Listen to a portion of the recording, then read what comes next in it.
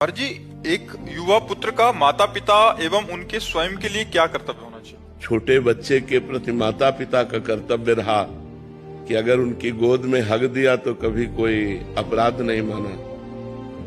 अगर कोई चाह की तो हर प्रयास करके पूर्ति करने का प्रयास किया। हमें पढ़ाया लिखाया, जवान किया। अब उनका शरीर डाउन हो रहा है। हमारा कर्तव्य बनता है कि जो बिस्तर पे हक देते हैं तो हमें नाराज नहीं होना। अगर वो कोई बात हट करके मांग रहे हैं तो मुझे प्रयास करके उसकी पूर्ति करनी है।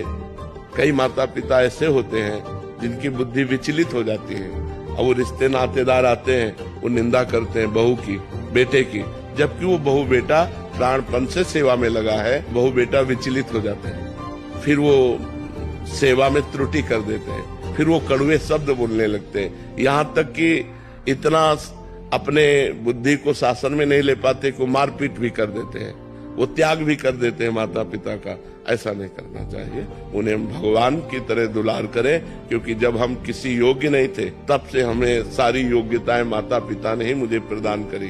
तो मुझे माता पिता को अब जब वो किसी योग्य नहीं रह रहे तो मेरा कर्तव्य है तन के द्वारा, मन के द्वारा, धन के द्वारा, वचन के द्वारा हम माता पिता को सुख पहुंचाएं, हम उनको दुख न दें, तो भगवान आप पर कृपा करेंगे।